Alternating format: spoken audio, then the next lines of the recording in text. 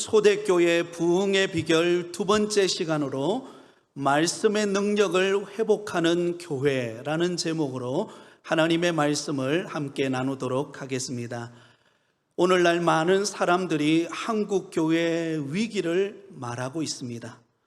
점점 교인들이 감소하고 다음 세대가 약화되고 공동체 안에 심한 갈등과 신앙의 약화 등으로 인하여 여러 가지 문제점들을 이야기하고 있습니다.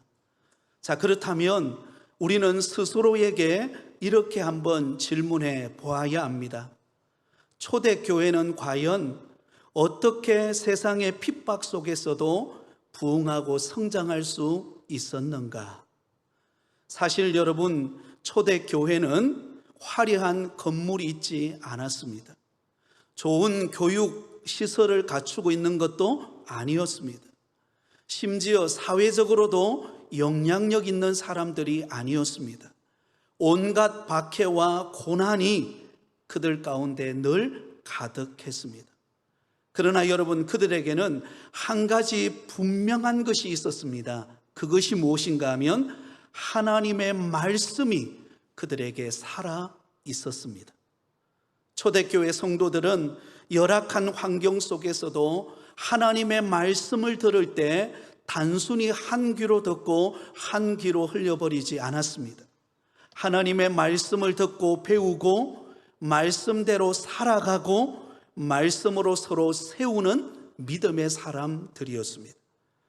그래서 교회가 생동감이 넘치고 살아있는 믿음으로 살아나는 길은 무엇입니까? 프로그램의 변화도 있지만 그러나 그것보다 더 중요한 것은 말씀의 능력을 회복하는 교회가 되어야 할 줄 믿습니다. 사도행전 2장은 성령 강림 사건으로 시작된 초대교회의 모습을 우리에게 보여주고 있습니다.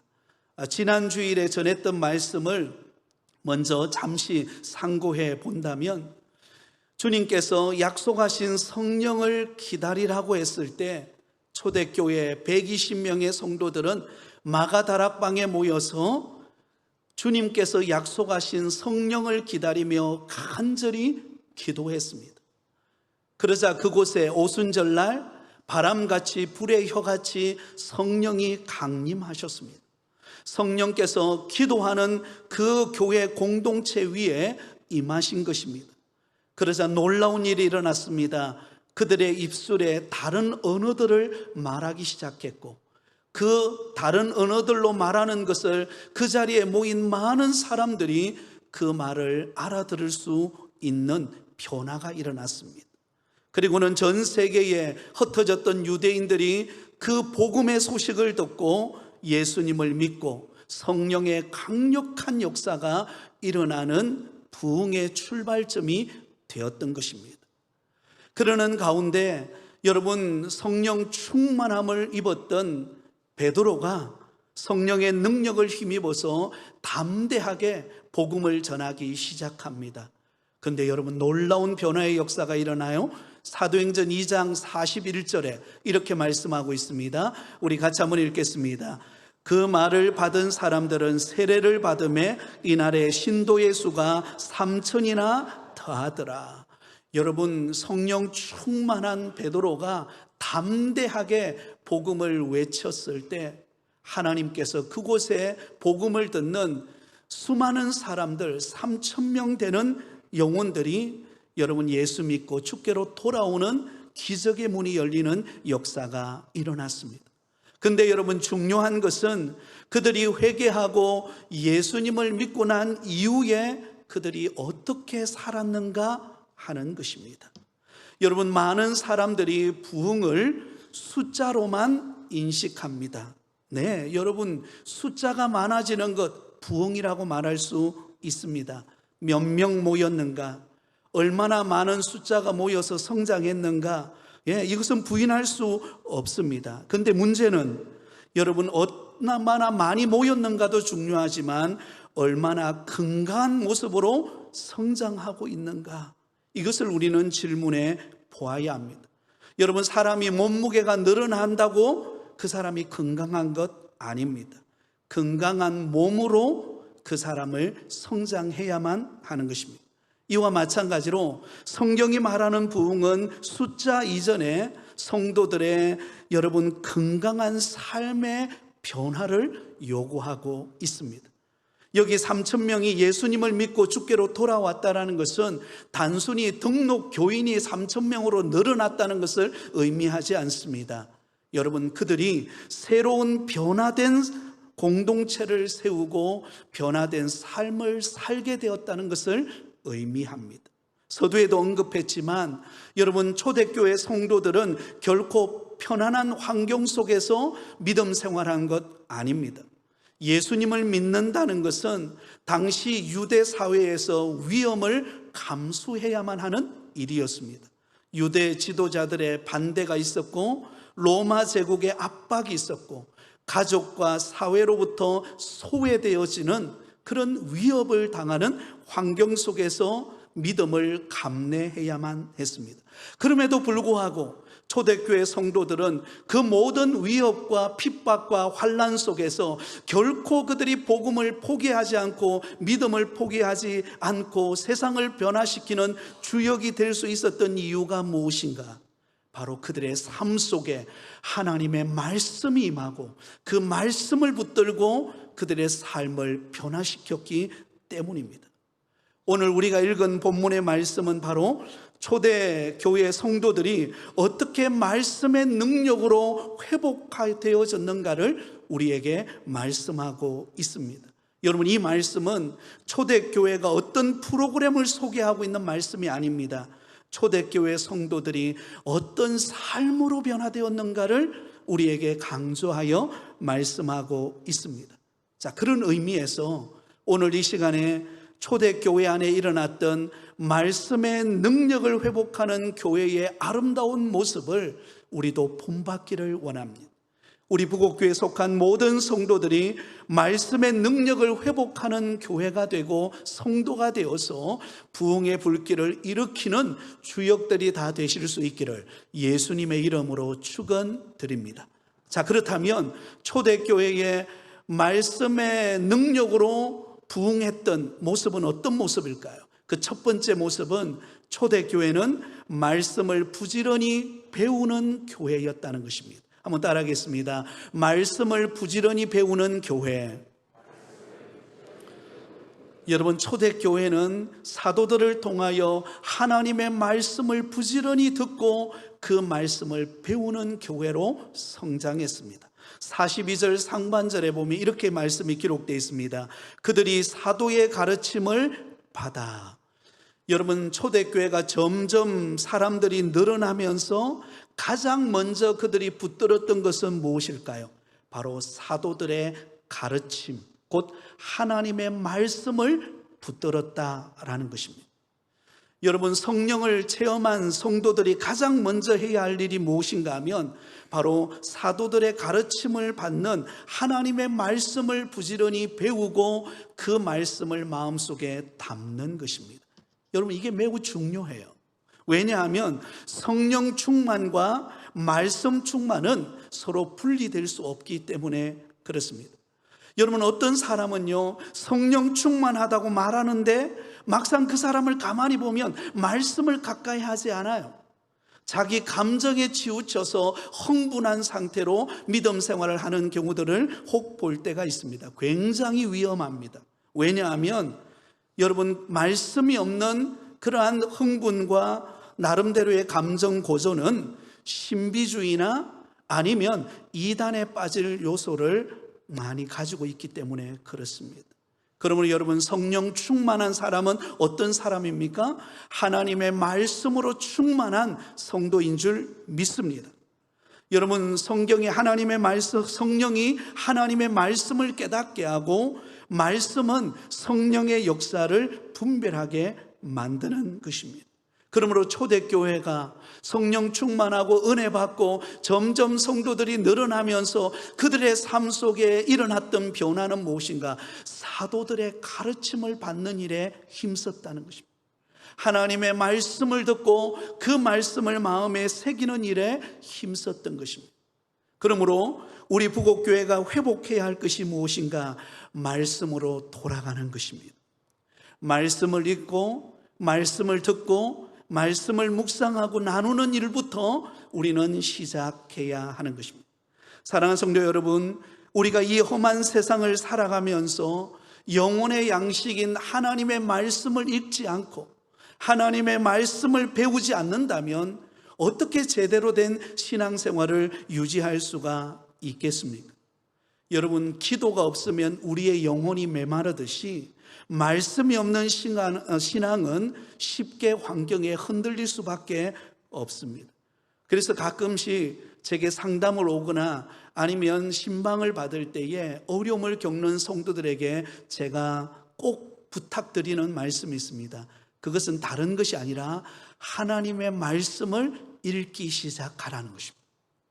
그래서 저는 제 같은 경우에는 시편을 읽으라고 많이 권면을 합니다. 왜냐하면 시편 속에는 짧게, 일단은 장점은 짧다는 거예요. 각 장이. 그리고 읽으면 쉽게 받아들일 수 있다는 거죠. 그런데 놀랍게도 그 시편 속에는요, 온갖 고난과 시련을 이겨낸 믿음의 신앙인들의 아름다운 고백들과 찬양이 담겨져 있기 때문에, 그래서 시편을 한번 읽어보라고 그렇게 권면을 합니다. 여러분, 혹시 그동안 성경 읽던 일을 포기한 분들이 계시다면 오늘부터 성경을 한번 읽어보시기 바랍니다. 특별히 시편을 펼쳐서 읽어보시기 바랍니다. 주께서 놀라운 은혜로 저와 여러분에게 다가올 줄 믿습니다. 그러므로 우리는 항상 스스로에게 이렇게 질문해 보아야 합니다. 나는 과연 얼마나 하나님의 말씀 앞에 서 있는가? 나는 얼마나 하나님의 말씀을 읽고 배우고 있는가? 어떤 사람은요, 주일날 교회에 와서 말씀을 듣지만 한 귀로 듣고 그냥 한 귀로 흘러버려요. 그냥 말씀 듣는 것으로 끝나버립니다. 여러분, 그렇지 않아요. 하나님의 말씀을 들었다면 그 말씀을 우리 마음속에 담는 일에 힘써야 합니다. 여러분, 사도 바울이 선교 여행을 다니다가 주목했던 한 교회가 있었습니다. 그 교회가 어떤 교회인가? 바로 베레아 사람들이었습니다. 베레아 교회. 여러분, 이 베레아 교회의 특징이 무엇인가 하면 하나님의 말씀에 대한 갈급함으로 가득 차 있었다는 것입니다. 이 베레아 사람들에 대하여서 성경은 이렇게 기록되어 있습니다. 사도행전 17장 11절 12절 우리 같이 한번 읽겠습니다. 시작. 베레아에 있는 사람들은 데살로니가에 있는 사람들보다 더 너그러워서 간절한 마음으로 말씀을 받고 이것이 그러한가 하여 날마다 성경을 상고함으로 그 중에 믿는 사람이 많고 또 헬라인의 기부인과 남자가 적지 아니하나. 여러분, 여기 보면 베레아 사람들이 사도 바울을 통하여 복음, 말씀을 들었을 때 그들이 어떻게 반응했는가를 소개하고 있습니다. 두 가지 특징이 있습니다. 하나는 말씀을 받을 때 간절한 마음으로 말씀을 받았다는 것입니다. 간절함이 있었다는 것입니다. 베레아 사람들은 사도 바울이 말씀을 전할 때, 복음을 전할 때에 그냥 듣는 것으로만 만족하지 않았습니다. 그냥 무감각하게, 그냥 무관심하게 그냥 사도 바울이 말씀하는구나 라고 생각하고 그 말씀을 지나치지 않았다는 것입니다. 하나님의 말씀을 들을 때에 그 말씀이 바로 나의 말씀인 줄 알고 그 말씀을 간절한 마음으로 그 말씀을 받았다는 것입니다. 다시 말하면 한 말씀도 내가 놓치지 않겠다. 여러분, 그런 간절함을 가지고 하나님의 말씀을 들었다는 것입니다. 그들은 말씀을 들을 때에 오늘 하나님께서 나에게 하시는 말씀이 무엇일까? 이 말씀을 통하여 내가 무엇을 깨달아야 할까? 나의 삶에 어떤 변화가 일어나야 할까? 하나님의 말씀을 들을 때 여러분, 그런 간절함을 안고 하나님의 말씀을 들으니 그 말씀이 살아있는 생명의 말씀이 될 수밖에 없었던 것입니다. 또 한 가지의 특징이 있습니다. 그것은 말씀을 듣고 끝난 것이 아니라 말씀을 날마다 상고했다라는 것입니다. 여러분, 상고했다라는 말은 자세히 조사하고 검토한다라는 의미를 가지고 있습니다.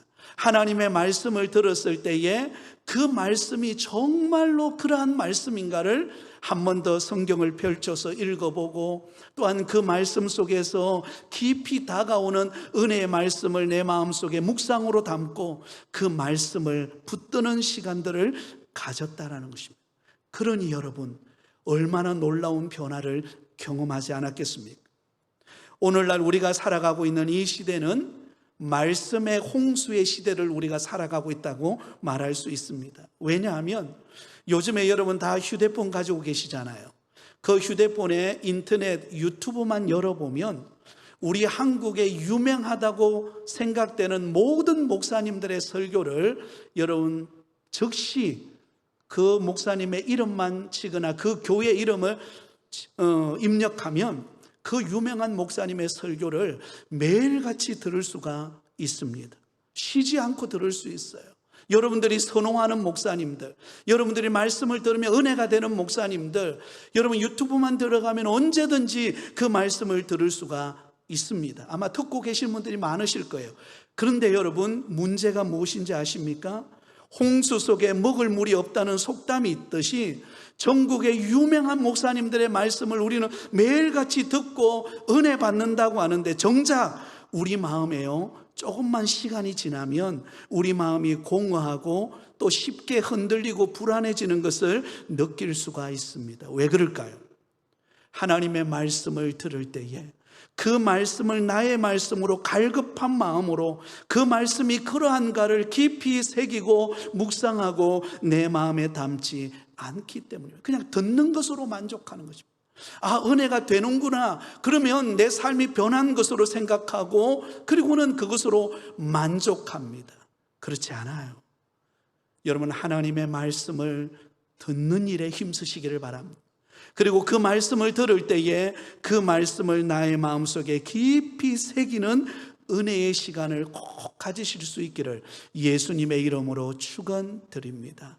말씀의 회복의 시작은 하나님의 말씀을 듣고 배우는 일에 힘쓸 때에 일어납니다. 자, 두 번째는요, 한 걸음 더 나아가서 초대교회는 말씀을 삶으로 실천하는 교회였습니다. 하나님의 말씀을 부지런히 배우는 것으로 만족하는 것이 아니라 그 말씀을 삶으로 실천하는 교회였다는 것입니다. 42절 중반절에 보면 이렇게 말씀합니다. 서로 교제하고 떡을 떼며. 여러분, 말씀은 그냥 우리의 머릿속에 담아두라고 말씀을 듣는 것 아닙니다.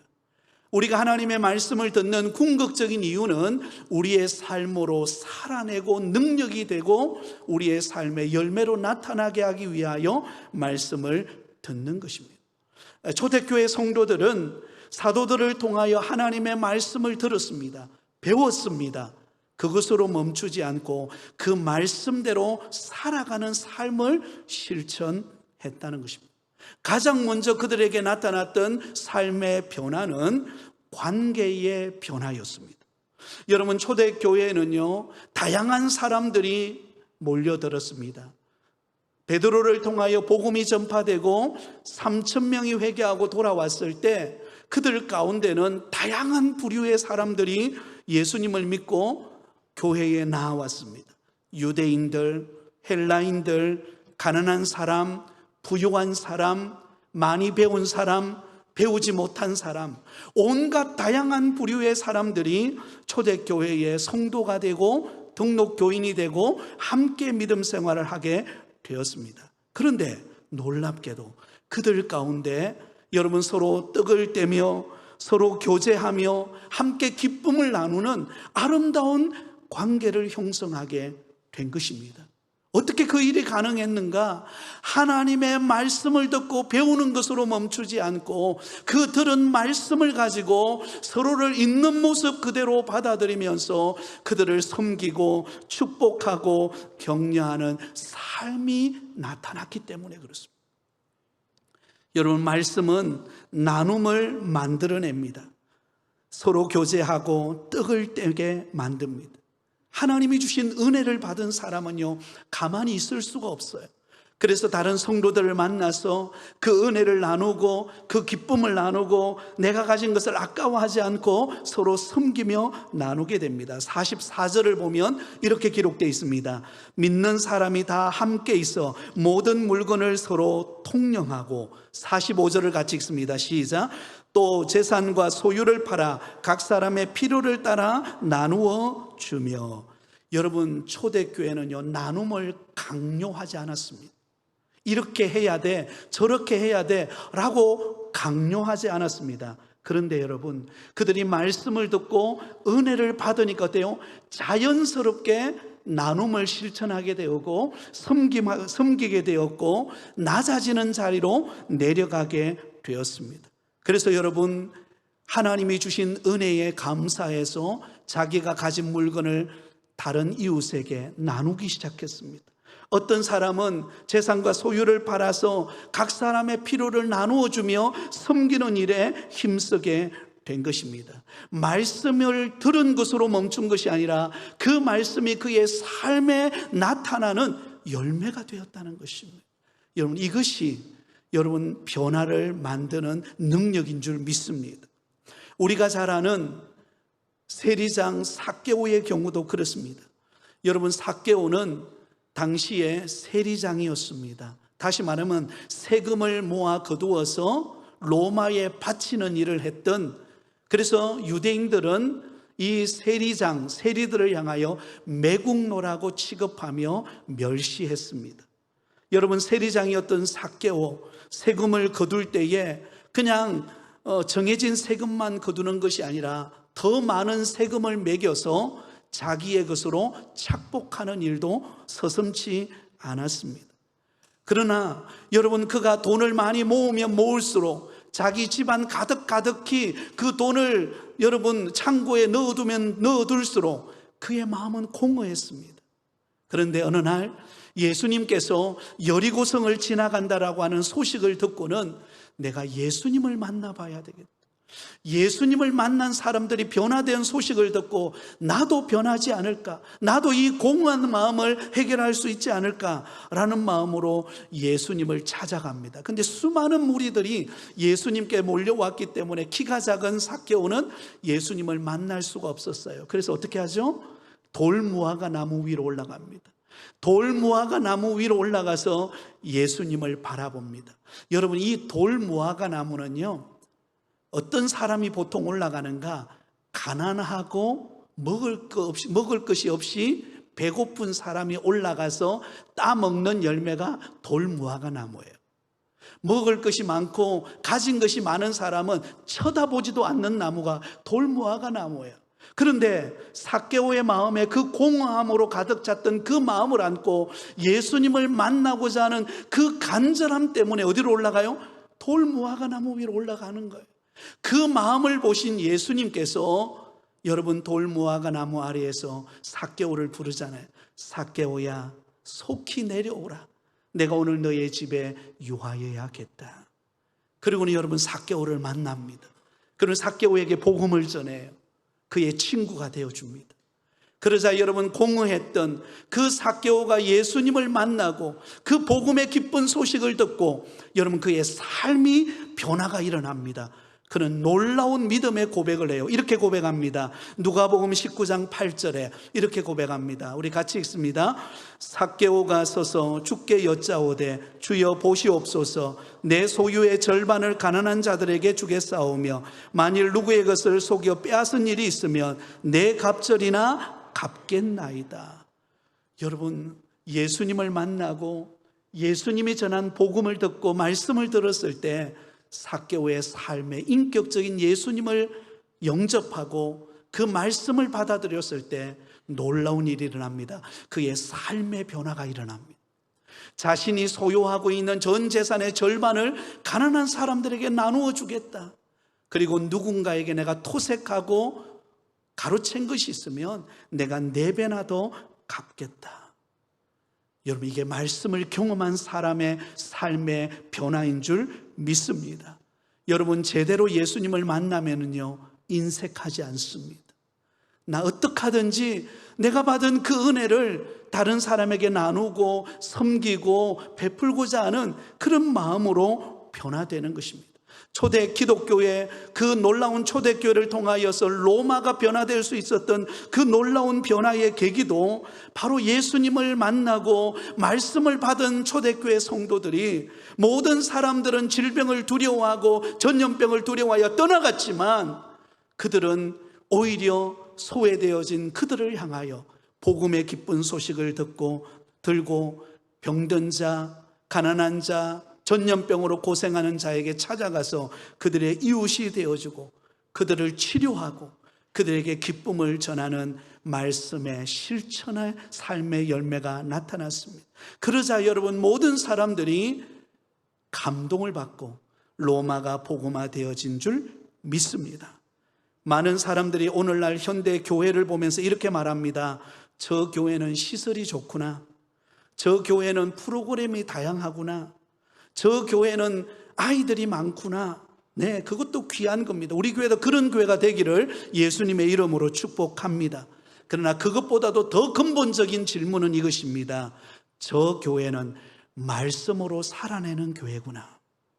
저 권사님, 저 장로님, 저 집사님, 저 목사님 말씀대로 사는 모습을 보이고 있구나.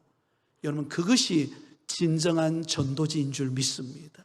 저와 여러분의 삶이 주님의 말씀대로 살아내는 은혜가 있기를 예수님의 이름으로 축원드립니다. 마지막 세 번째로, 여러분, 초대교회가 말씀의 능력을 회복한 이유는 초대교회는 말씀으로 기도하는 교회였기 때문입니다. 42절 하반절에 보면 이렇게 기록하고 있습니다. 오로지 기도하기를 힘쓰니라. 여러분, 참 놀라운 일이죠. 사도들을 통하여 하나님의 말씀을 그들이 듣고 배웠습니다. 하나님의 진리의 말씀으로 충만해졌습니다. 그러면 여러분, 그들은 말씀으로 충만해졌기 때문에 이제는 나가서 담대하게 그들이 복음을 전하고 그냥 그들 자신들에게 맡겨진 그 역할을 따라서 직무를 감당하면 되잖아요. 그런데 여러분, 초대교회 성도들은 한 가지 놓치지 않았어요. 그게 무엇인가? 말씀으로 충만했지만, 그러나 주의 일을 감당하는 것은 내 힘으로 감당하는 것이 아니라 하나님이 역사하셔야만, 하나님이 도우셔야만 이 일을 감당할 수 있다는 사실을 깨닫고, 말씀을 들으면 들을수록, 은혜 받으면 은혜 받을수록 오로지 기도하기를 힘썼다. 오로지라는 말은 무슨 말입니까? 오직 기도하는 일에 목숨을 걸었다는 것입니다. 말씀을 알고 많이 여러분 지식이 있는 것으로 신앙생활하는 것 아닙니다. 우리가 말씀을 들었다면, 지식이 있다면 우리는 하나님 앞에 더 엎드려야 하는 것입니다. 하나님의 도우심을 더 구해야 하는 것입니다. 그럴 때 하나님은 기도하는 그 교회를 통하여 성령의 바람이 불고 성령의 불꽃이 타오르고 하나님의 역사를 이루어가는 교회로 세워가실 줄 믿습니다. 그 일이 일어나자 47절에 보면 이런 말씀이 기록되어 있습니다. 47절 우리 같이 읽습니다. 하나님을 찬미하며 또 온 백성에게 칭송을 받으니 주께서 구원받는 사람을 날마다 더하게 하시니라. 아멘. 여러분, 영국의 유명한 설교자였던 찰스 스펄전 목사님에게 수많은 사람들이 찾아와서 질문했습니다. 목사님 교회는 어떻게 이렇게 많은 사람들이 모이고 부흥하는 교회가 될 수 있었습니까? 그러자 이 찰스 스펄전 목사님이 그 질문하는 사람을 데리고 자기 교회의 지하 기도실로 데려갑니다.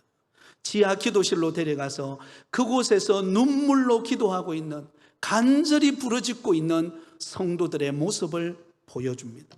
그러면서 스펄전 목사님이 그 질문한 사람에게 이렇게 대답합니다. 바로 여기가 우리 교회의 영적 발전소입니다.